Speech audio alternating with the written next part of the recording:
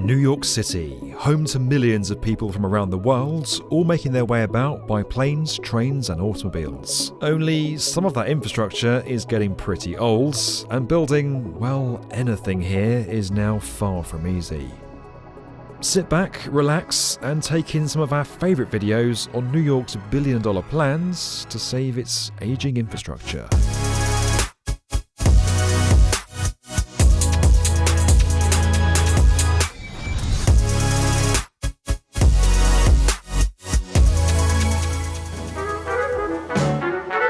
If you're a frequent flyer in and out of New York, there'll be one name that fills you with dread: LaGuardia.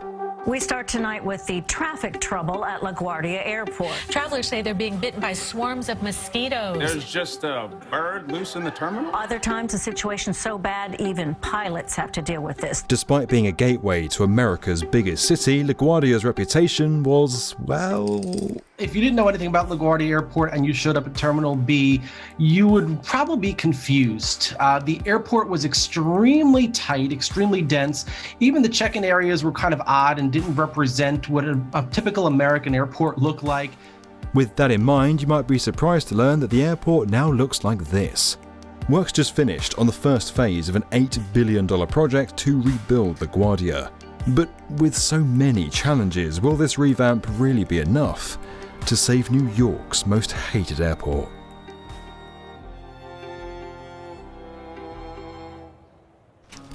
It was back in 1935 that New York Mayor Fiorello LaGuardia ordered the construction of an airport to give the city a more centrally located terminal. It proved such a success that in 1964 a new building, the now infamous Terminal B, was built to meet demand. But as the volume of flights and the size of aircraft continued to grow, LaGuardia failed to keep up, despite the addition of 2 further terminals, and it began to rank at the bottom of league tables for customer satisfaction and delays on a pretty regular basis. I think really in the 80s and 90s is when the airport really started to show its age.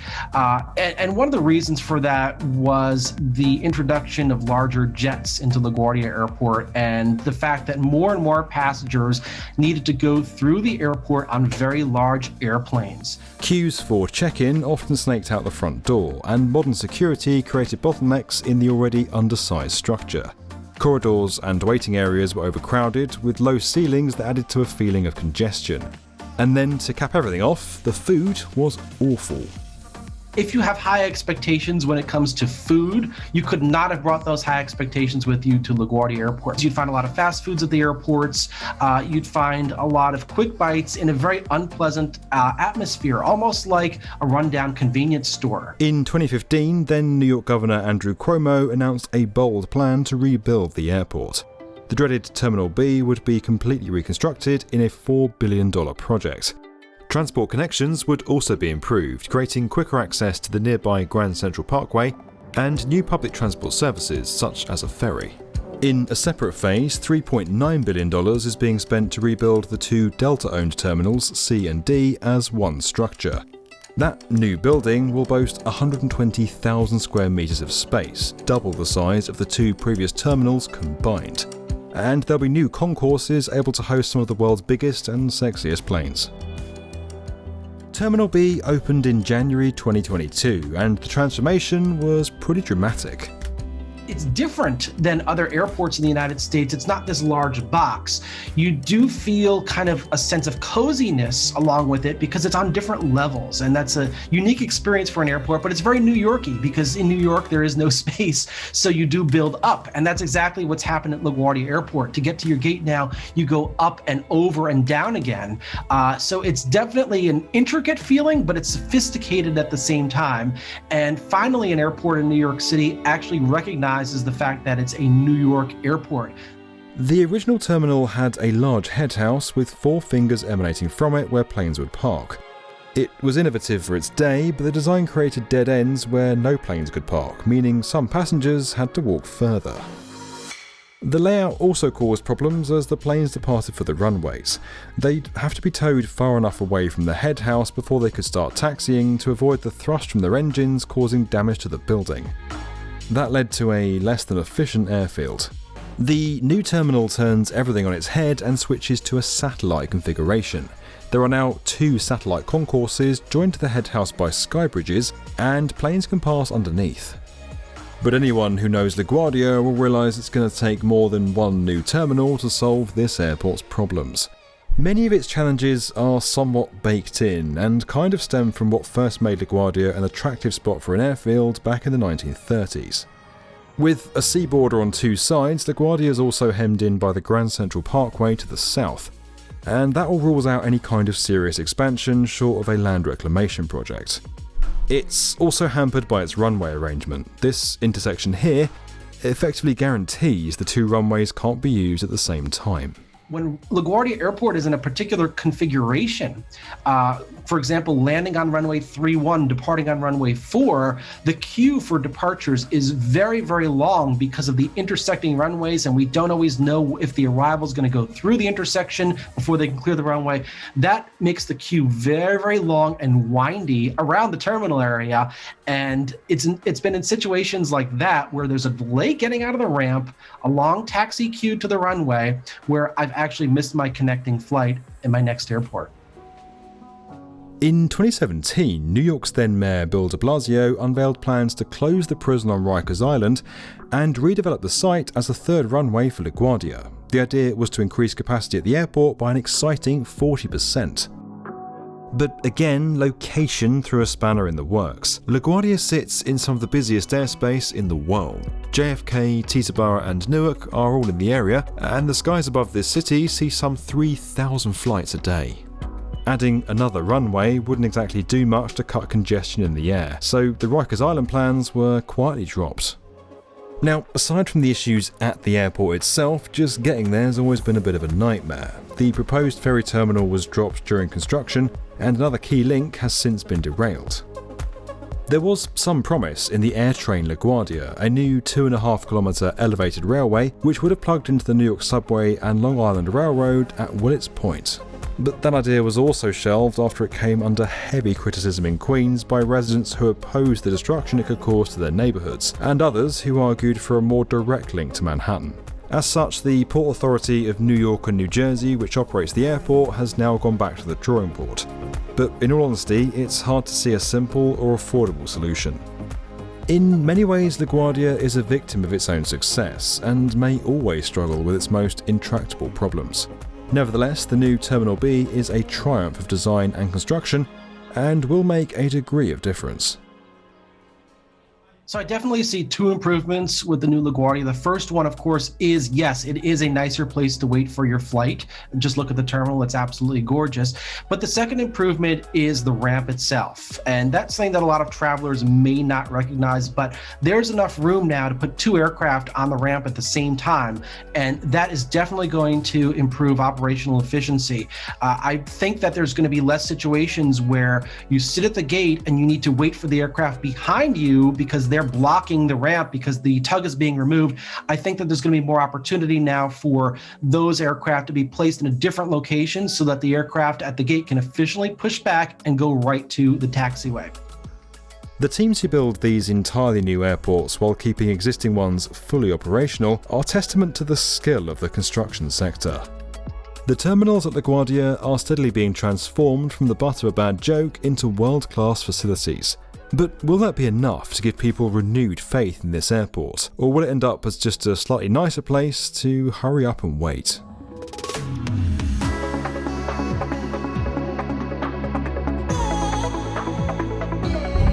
Ask any New York driver which highway they hate the most, and you'll probably get the same answer. The BQE is one of the busiest roadways in all the 5 boroughs. It's also in some of the worst shape. Leaky, rusty, and literally falling apart. More than 130,000 vehicles navigate the Brooklyn-Queens Expressway's narrow lanes and countless potholes every day. Despite its terrible reputation, the BQE is actually Brooklyn's only interstate highway, and after years of harsh weather and increasing traffic, sections of it are crumbling. The worst consequence, and I don't even want to think about it, is that we have some kind of collapse or some kind of true disaster. While most of us have probably never heard of it, this road is a big deal for New York.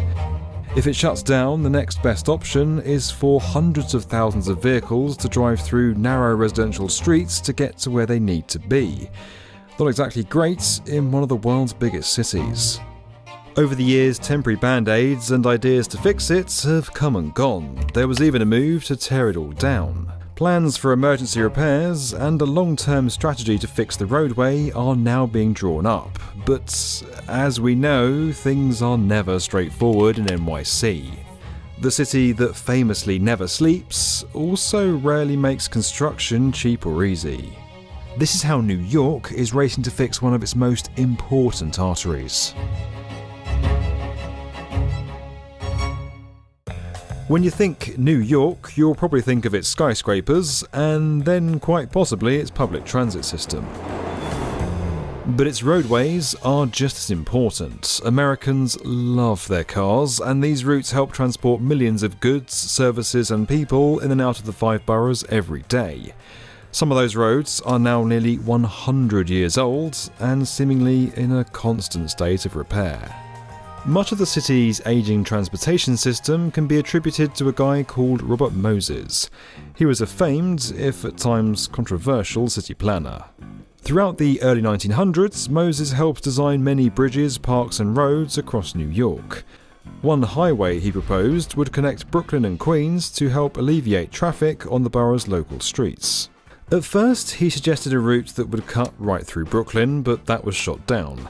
So he changed the route to run along the waterfront, and in 1937, construction of the BQE began. By the time the highway was completed in 1964, construction costs had reached $137 million. The BQE became one of the first roadways to accommodate both commercial trucks and commuters. Today, it's pretty much critical for the city and especially for the freight that it relies on. Starting at Grand Central Parkway in Queens, the highway runs for nearly 19 kilometers right round to Red Hook, Brooklyn. It is really the primary trucking route that would connect from southern points of New Jersey up into the city, to Brooklyn, into Queens, even into Lower Manhattan, and then could be extended to Long Island. There's no other trucking route. And about 10-15% of the traffic on the BQE is freight at the moment. Its most striking feature is easily its triple cantilever, an 8-block, 3-level structure carved into a wall of land and made of concrete and steel. The 3 overhanging levels consist of 2 roadways and an overlook area known as the Brooklyn Promenade. But after years of wear and tear and illegally overweight trucks, much of the road is beginning to disintegrate. And more specifically, the city-owned 2.4-kilometre section known as BQE Central. This part includes the triple cantilever, which is sadly in the worst shape of all. The steel inside the concrete is corroding thanks to excessive road salt and water infiltration. Steelwork in the 1950s didn't have any protective coatings. Now, that's obviously a big problem, and engineers are calling for immediate repair. Well, we say immediate. A report from 2016, yes, a report from back in 2016, found that if nothing was done, the city would need to restrict all trucks on the road by 2026. So, city planners and politicians have been sort of racing to put ideas forward to fix it. They've pitched a temporary highway, a road closure, a new tunnel, extensive waterproofing, and even totally demolishing the whole thing. But coming up with a plan that makes everyone happy in New York is next to impossible, and the years have rolled by. The only progress so far has been closing one lane of traffic and restricting some truck access. Then in 2022, with a new mayor and federal infrastructure funding on the table, another new approach was announced. We need utmost urgency from the DOT to get it fixed. Mayor Adams' new accelerated plan is set to start in 2023, and it should be cheaper and faster than the previous ideas. It focuses on the critical city-owned section between Atlantic Avenue and Sand Street. City Hall, along with New York City Department of Transportation, has started a community engagement process to try to understand the needs and the desires of communities all along the corridor. Of course, there's still a long way to go before everyone's on board, and disagreements could hold things up. Ongoing community meetings will continue for the next couple of years, along with the design process, until official construction work starts in 2026. Meanwhile, interim repairs will ensure the BQE's immediate safety. The cantilever needs the most emergency fixes, and on the Queensbound deck, the concrete and rebar are being replaced. Here, workers will remove the deteriorated concrete, then new steel plates are going to be added for reinforcement. That means overnight lane closures on parts of the highway across a few weekends in 2023. Traffic is due to be rerouted through local streets, and other modes of transportation are encouraged. I'm sure, without a doubt, there will be some traffic issues, there will be some snarls, there will be some inconvenience to the impacted neighborhoods. And I don't mean to minimize that, but at the same time, I think that most people would agree that it's really important to keep the roadway as safe as possible. And if these are repairs that will ensure that people are safe, they need to happen. And unfortunately, there will be some inconvenience involved. But I'm hopeful that they have had enough lead time to develop a plan that will mitigate, certainly won't be able to do away with all the impacts, but that will mitigate the impacts as best as possible. It's safe to say that repairing the BQE is no longer a future problem. It needs to happen now. Without this construction project, many of the people and freight movements that make New York City run will be badly affected. Some community members are hopeful about the future of the highway. One of the plans that I think people in our community have been excited about is the BQP, the Brooklyn-Queens Park plan. What's exciting about it, I think, for people is that it creates tunnels and covers over the cantilever. We have an incredible world-class park in Brooklyn Bridge Park there along the waterfront. It would connect the promenade and sort of parts of Brooklyn Heights and more directly with the park. It would be great to see some of the ramps that lead directly off the BQE onto the bridges taken away, not so much to put traffic into the neighborhoods, but partly because the traffic will evaporate to some extent, can be accommodated differently. And those ramps take up, again, acres and acres and acres of space that could be used in all kinds of different creative ways. The BQE is, of course, just one of many US highways in need of repair. But it powerfully personifies how critical these seemingly simple pieces of infrastructure are to our lives. Fixing this highway underlines the essential nature of construction, and creates an opportunity to think more imaginatively about how this industry can reshape our world for the better.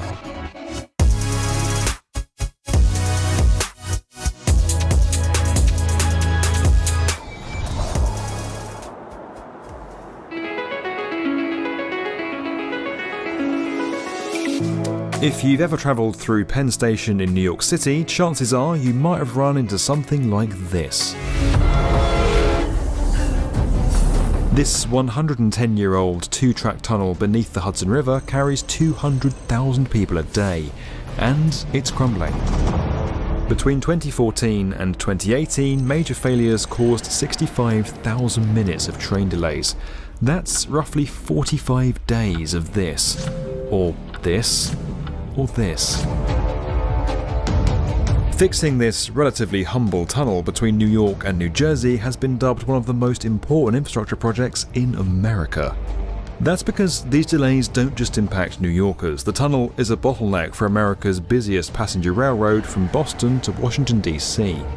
When it fails, 20% of the nation's GDP gets put on hold. If just one track were to close, it could cost the country $16 billion. Building a new tunnel therefore sounds like a no-brainer, but first engineers need the money and political will to get it done.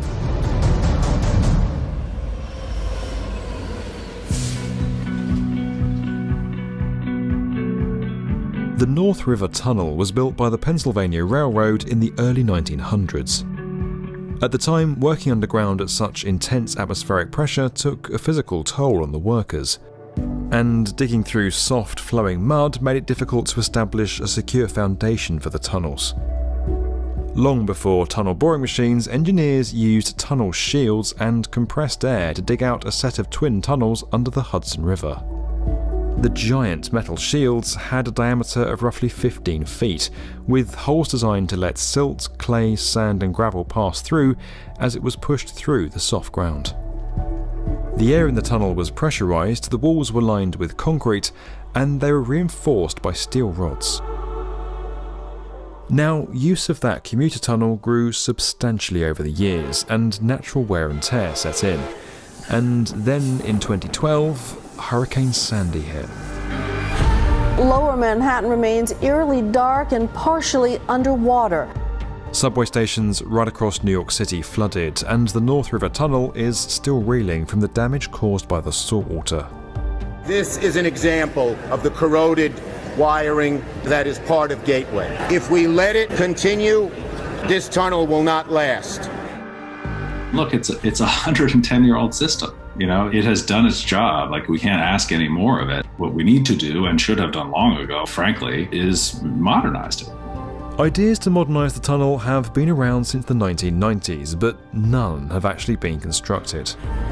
The latest idea is called the Hudson Tunnel Project, which is part of the Gateway programme.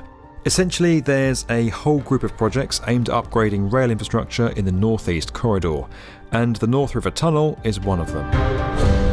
There's a lot that needs to be done. Tunnelling under an active waterway in the middle of the nation's busiest passenger railroad is a challenge in itself. The catenary system of wires doesn't electrify properly, wet ballast can send false signals to train operators, and the concrete lining inside the tunnels is crumbling. You know, there's just a very significant amount of things that go wrong. There's ice that forms in the winter that has to get knocked off by hand. The power cables in the bench walls, you know, occasionally snap because they're old. You know, I could go on and on.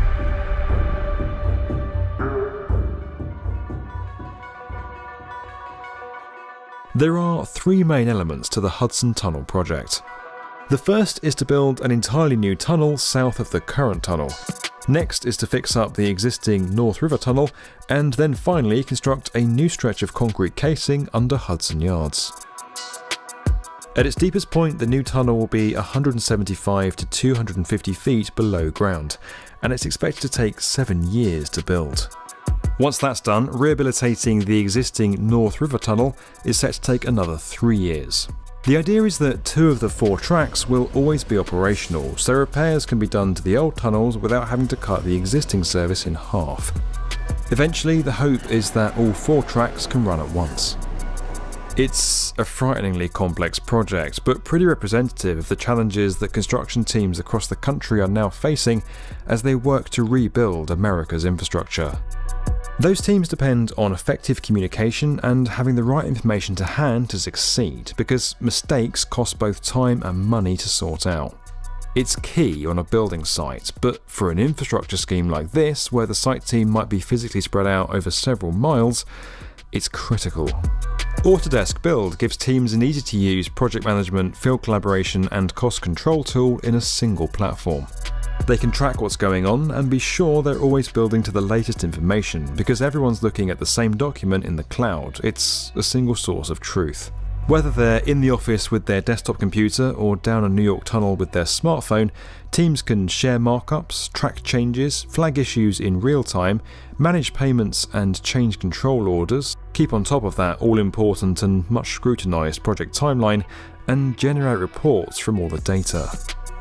The biggest benefit of all that is efficiency, and when you're dealing with a crumbling tunnel at a crucial transit bottleneck and New Yorkers on their commutes, efficiency is critical.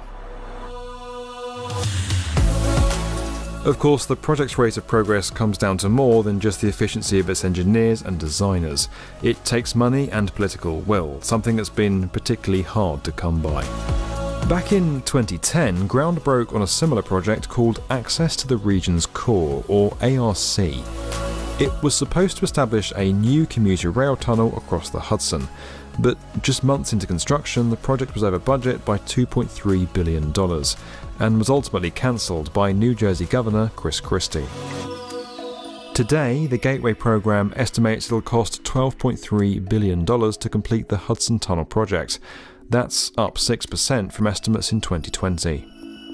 Amtrak says that's because development's been stalled for the last several years due to bureaucracy. But now, officials are hopeful that President Biden, also known as Amtrak Joe, could grant the approvals they need to finally get the project underway.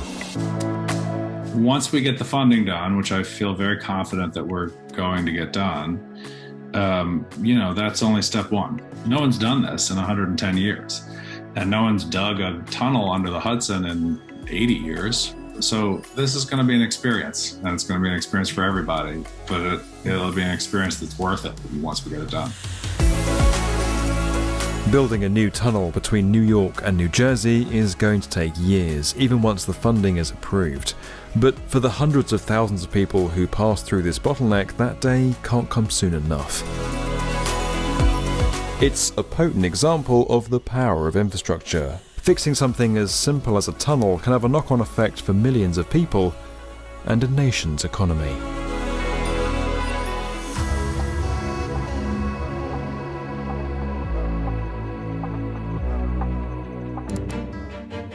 Take a look at any New York City bucket list and you'll probably find Grand Central.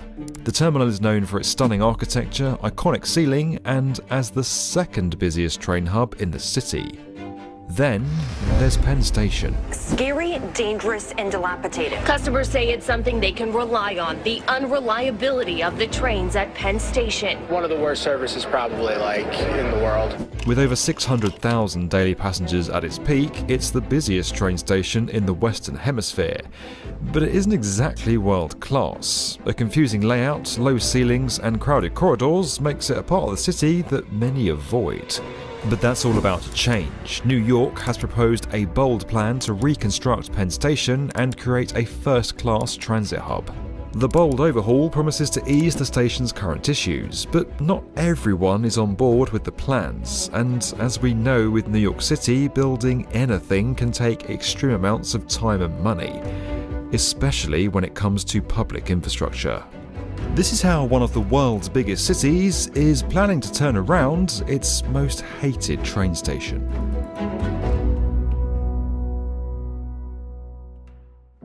Penn Station may be known as a dark and dilapidated part of the city today, but that wasn't always the case. When it first opened way back in 1910, it was actually one of America's top transit hubs. But that's because it was an entirely different structure. The original Penn Station spanned 8 acres across Midtown Manhattan and was considered an architectural phenomenon. Known as the standard railway station of the world at the time, it integrated influences from European design. The station stood above ground with a coffered ceiling that sat 40 metres high, supported by 84 giant columns and covered with a canopy of iron and glass. Trains journeyed in and out of the station for decades, but in the 1960s, air and car travel increased in popularity and the railways fell out of fashion. So, as it stood deteriorating and losing money, railroad executives didn't really think twice to sell the air rights when real estate developers offered $50 million for the property. Despite public opposition and protests, down came the old Penn Station, and by 1968 the new one was complete. This time underground and with a massive new entertainment venue above it, Madison Square Garden. Gone were the sun-bathed halls and striking terminal. The days of being a first-rate train station seemed to be over. This is Penn Station, once one of the great railway termini of the world. Today it doesn't look or even feel like a railroad station. Now, over the years, New York has put forward several renovation plans, but nothing's really stuck.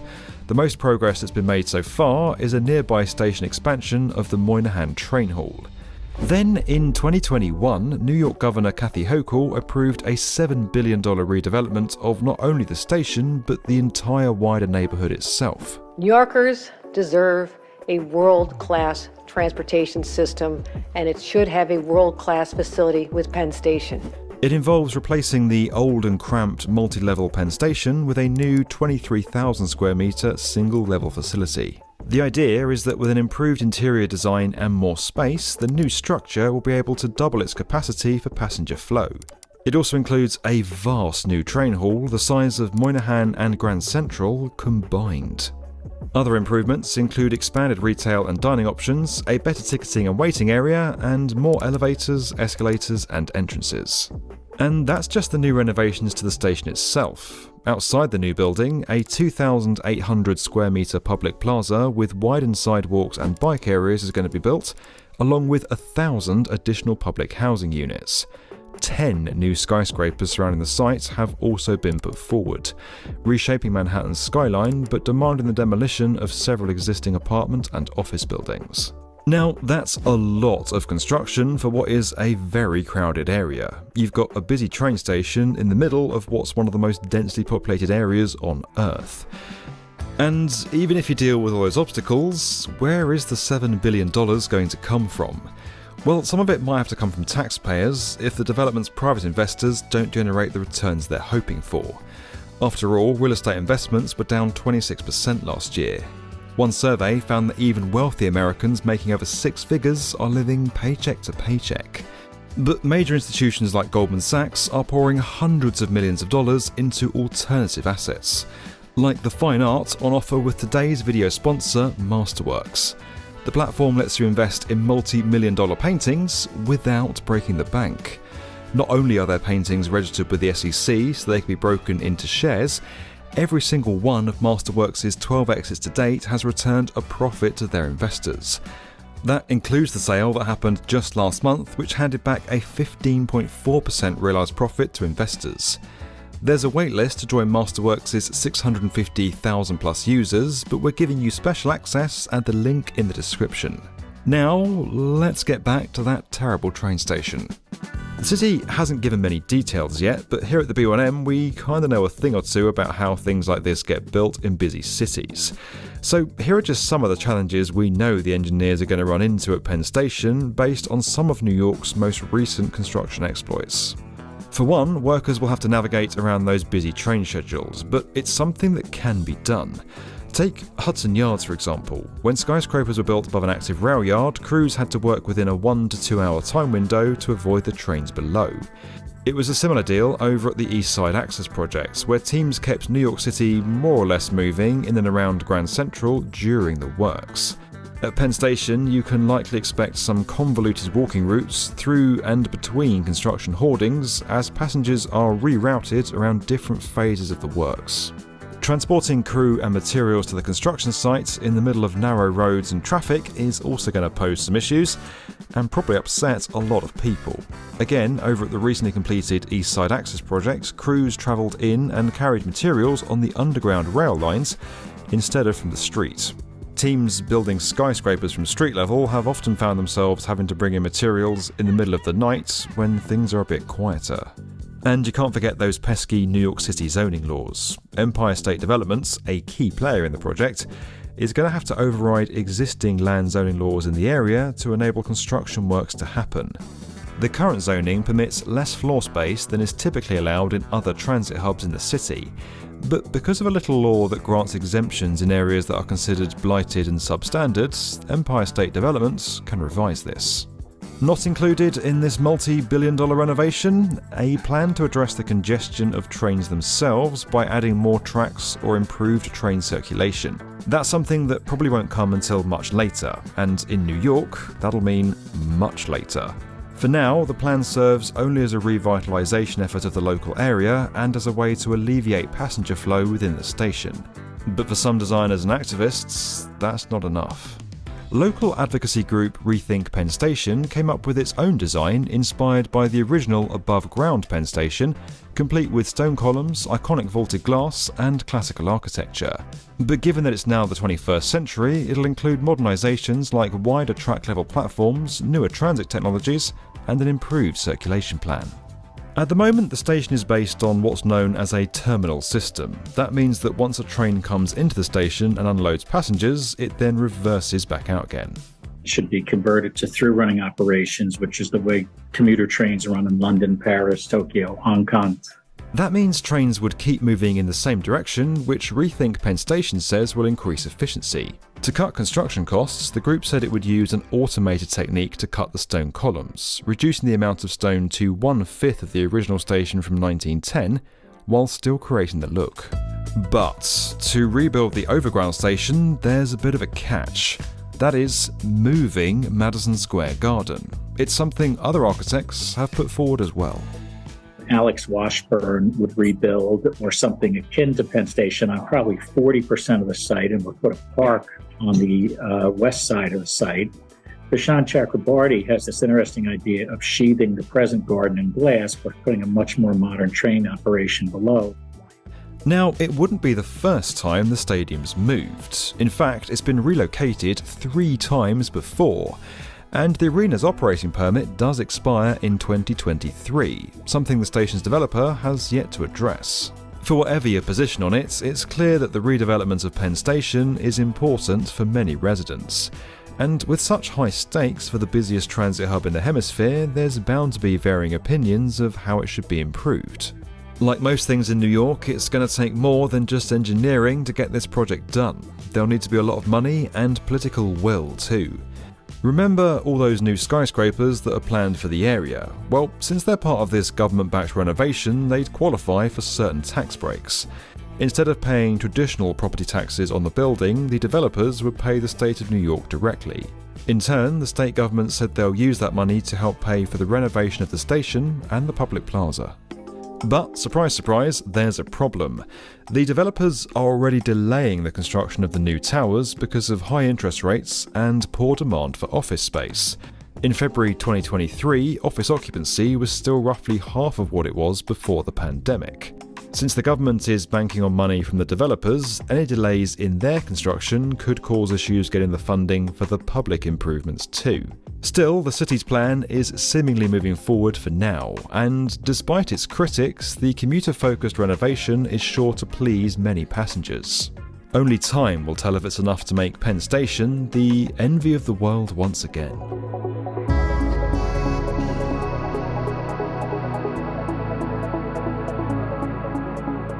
New York City is home to some of the world's most iconic buildings.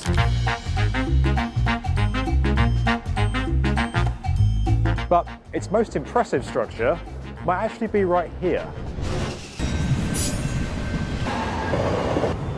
Underground. With the swipe of a Metro card, you can ride from the Bronx to Midtown to Brooklyn to Queens, all on the same network. But it's not always seamless. Ladies and gentlemen, we are delayed because of train traffic ahead of us. Now, New York is undergoing its biggest subway expansion in 50 years, with the 2nd Avenue subway. This stretch between 63rd Street and 96th was completed in 2017, and it cost $1.7 billion per kilometre. Yes, that's billion with a B. And that's just phase 1 of the project. There are plans to extend the line even further uptown from 96th Street to 125th. Now, the newly passed US infrastructure bill could help fund the $6 billion price tag on phase 2. Of course, there's the challenge of building beneath the city that never sleeps, dodging layers of existing underground infrastructure, and manoeuvring tunnel boring machines across Manhattan. It took nearly 100 years to complete the first few kilometres of the 2nd Avenue subway. So can New York do it all again?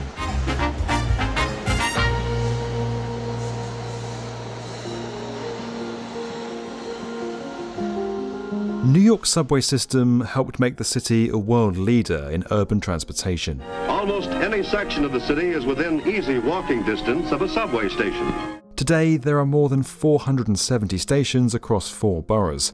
That's more than any other underground system in the world.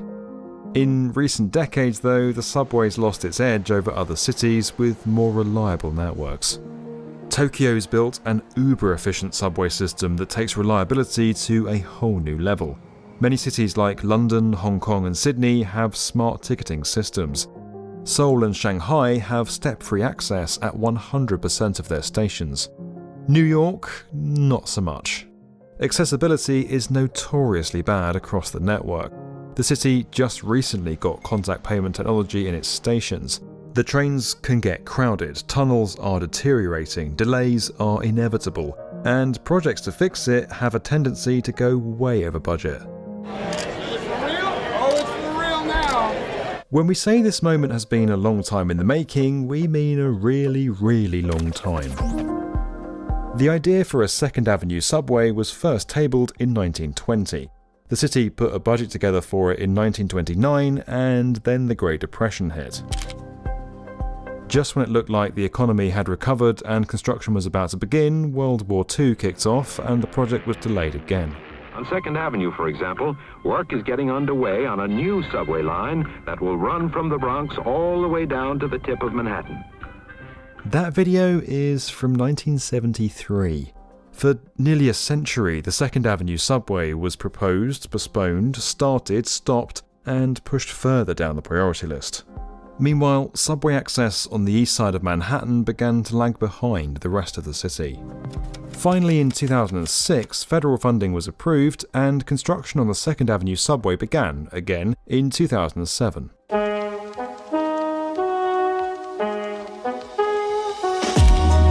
In all, the new line is envisioned to stretch across the entire east side, from 125th Street in East Harlem to Hanover Square in downtown. And it'll be constructed in 4 separate phases. So far, they've gotten through phase 1. It extends the existing Q train from 63rd Street to 96th Street. The station at Lexington and 63rd Street was upgraded and modernised, and new stations were built around 72nd, 86th and 96th Streets. Phase 2 of the 2nd Avenue subway would extend the Q train even further up down to 125th Street, building 3 new stations at 106th, 116th and 125th Streets. The aim is to reduce overcrowding and delays and improve accessibility at the stations. Almost 200,000 people are estimated to use the new line that was built for Phase 1. But getting approval for Phase 2 might be tricky, especially given how much time and money it's taken to complete Phase 1. In fact, it took so much time and money that at one stage the 2nd Avenue subway was the world's most expensive subway track.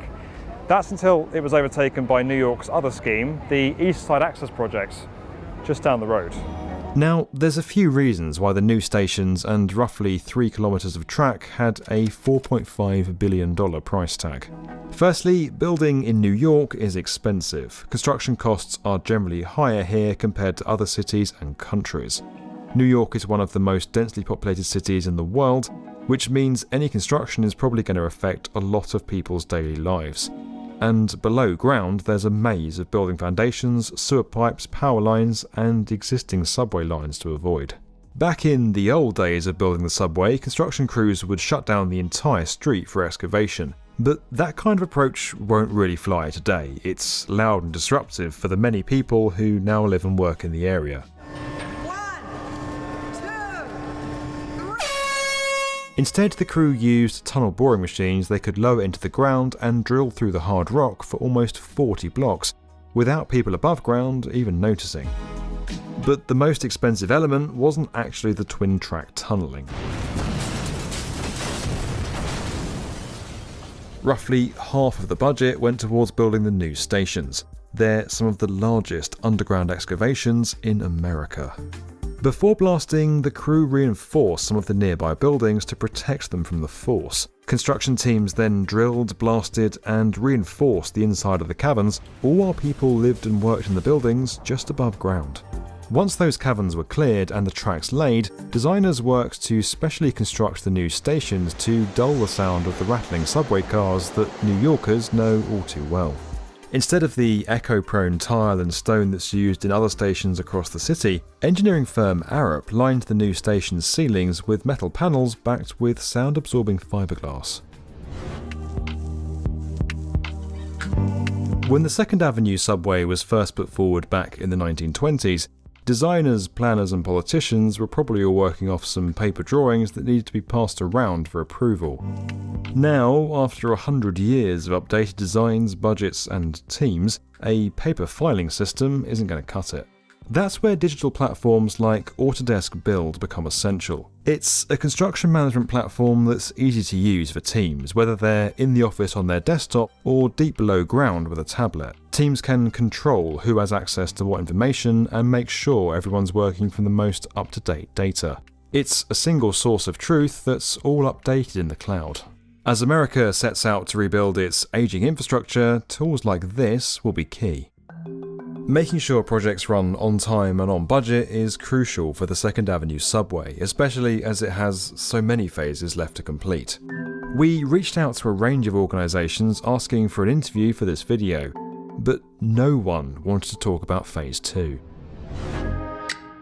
Despite the challenges, the full 2nd Avenue subway could have a huge impact on New York. Extending the Q train to 125th Street would better connect East Harlem with the rest of the city. The long-term benefits this project could bring to commuters and the city have the potential to long outlive the political and construction complexities of today. The subway system's been a quintessential part of New York City for generations. But now it's up to New York to make sure that it remains fit for generations to come.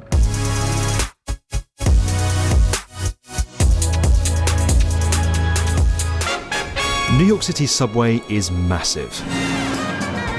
With more than 470 stations across 4 boroughs, it's really good at getting people in and out of Manhattan. But there's a problem. A lot of people don't actually need to go into Manhattan, and it's really hard to get to where they do need to go.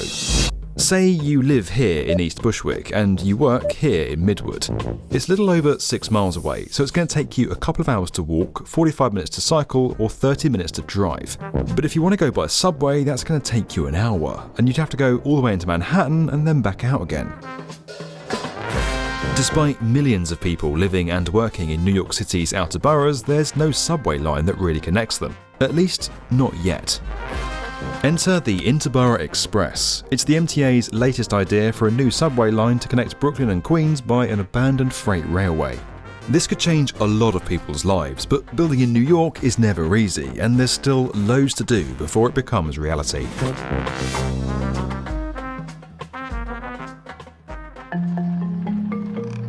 When the subway was being designed, it was being designed to get people off the streets where the primary public transportation system was horse-drawn back in the later part of the 19th century. And that meant that it was a different kind of pollution in New York City. And it's been described that people were very often knee-deep in it. Yikes. The most densely populated part of the city at the time was Lower Manhattan, so when the subway network grew, the lines expanded from Manhattan to the outer boroughs. In the mornings, Manhattan acts like a heart and draws in the workers from their homes in the surrounding areas. The streets become filled with crowds of workers and shoppers. Then in the evening, the workers stream home again, and the business section becomes a ghost city. So the city ended up with a system that looks like this, a bunch of radial lines coming out from Manhattan to the outer boroughs, and not a lot of circumferential lines actually connecting the rest of the city. It's not just New York that followed this blueprint. Chicago, Washington DC and Stockholm all have metro networks that radiate out from their central business districts. Places like Moscow have literally built a ring line to connect their outer boroughs, but in New York the system is still centered around Manhattan. Enter Jeffrey Zupan. I'm a senior fellow for transportation at the Regional Plan Association. And Kate Slevin. I'm executive vice president of Regional Plan Association. Jeffrey began advocating for an interborough subway line in New York back in the 90s when he helped write this report. Kate is still advocating for it today. Triborough RX was the original name of the project. The idea was to look at all the underused or abandoned rights-of-way that were both in the city and the surrounding suburbs and try to make better use of them for public transit. We had a lot of proposals in the region at risk, and some of them hit the mark right away and some didn't. And I have to say that Triborough RX was not among those that were even talked about, I would say, for 10 or 15 years. 26 years later, that proposal is being revived as the Interborough Express. If you're having deja vu right now, then you could be thinking about any number of New York City transit projects that were proposed, planned, started, and then stopped again for decades. Remember the 2nd Avenue subway that took nearly a century to complete? Well, for everyone's sake, let's hope this project moves a little faster. So I'm so excited here today to announce that we have finished a feasibility study. See, I said make it happen fast, and it's fast. I told you I'm impatient. We've gotten a lot more interest in improving transit in the outer boroughs than you had in the 90s because people have seen the job growth. Recently, during COVID, we saw some of the neighborhoods in the outer boroughs that would be served by the Interborough line. They still had tons of people going to work throughout the whole entire pandemic, and there was increased desire to improve public transit for them. The Interborough Express would run 14 miles from Bay Ridge, Brooklyn to Jackson Heights, Queens in 40 minutes or less. It would break New York's pattern of subway lines radiating out from Manhattan, stretching across 2 of the city's outer boroughs and intersecting with up to 17 existing subway lines leading into Manhattan. The MTA says the Interborough Express would serve up to 88,000 riders a day and could shave more than half an hour off people's commutes. Now, that could make a big difference to people who've traditionally been underserved by public transit. 7 in 10 are people of colour and 3 in 10 live significantly below the poverty line. And as Manhattan becomes more and more expensive, many people and businesses are leaving the city for the outer boroughs like Brooklyn and Queens. In fact, since the Great Depression, roughly half of New York City's job growth has happened in the outer boroughs. And the area around the Interborough Express is expected to add tens of thousands of new residents and jobs over the next 25 years. We're largely relying on a very old system that doesn't provide some of the connections that we need today. And so we're kind of playing a game of catch up in some ways to provide those vital connections and catch up with the population growth we've seen. The construction of the line itself presents an interesting opportunity. There's already a rail line in place called the Bay Ridge Branch. It opened in 1876 as a passenger service line, but was shut down in 1924 because there weren't as many tourists going to Manhattan Beach. Now, the Bay Ridge Branch is used to transport just 1 round-trip freight train per day on average. The idea for the Interborough Express is to repurpose that underused line to add commuter service, while also building up existing freight trains alongside it. Since most of the route has already been built, the project should cost much less than building an entire new subway line from scratch. Now, that'll be a huge selling point as the project seeks funding. New York City subway construction is some of the most expensive in the world. Sadly, it's not as easy as just adding passenger trains to the existing track. There's a long list of engineering challenges that the Metropolitan Transportation Authority will face. They'll have to manoeuvre a fuel pipeline that serves LaGuardia and JFK airports. Elevated segments of the new route would need to navigate road traffic and other subway lines. And there might not be enough vertical space for a new passenger line to weave through some of the existing underpasses. To make things even more complicated, the air rights above part of the existing route have been sold or leased to private developers. That would mean the MTA needs to construct new viaducts or tunnels to avoid the existing properties, and all of that means more time and money. There are still a lot of question marks around how the Interborough Express would actually work. It's not yet decided which mode of transit the line would be serviced by: conventional rail, light rail, or bus rapid transit. And it's unclear how the project will be financed. The MTA chairman estimated the cost would be single-digit billions and take 3 to 5 years of construction. The plan's also missing a key part of the RPA's original Triborough RX proposal: the connection with the Bronx. Some Bronx residents have said they're left out of the Interborough Express idea, and State Senator Jessica Ramos has called on the governor to connect that borough too. I mean, they have to start somewhere, right? They're not going to build the whole 22-mile corridor. It makes sense to start in Brooklyn and Queens for a bunch of different reasons. One, the MTA actually owns the right-of-way there, so it'll just be easier to do a project there. 2, the Bronx is getting a big transit project called Penn Access, which will bring the Metro North into Penn Station, and that would be along the same line as the Bronx portion of the Triborough. First you start with Brooklyn, Queens, then we'll see what happens. There's a way to go before the Interborough Express becomes a reality, but it's a rare opportunity to take something old and make it new again. And in a city with some of the biggest stations and more subway lines than you can keep track of, one of its most impactful projects might be sitting right in front of us, just waiting to be built. If you enjoyed this video and you want to get more from the definitive video channel for construction, make sure you subscribe to the B1M.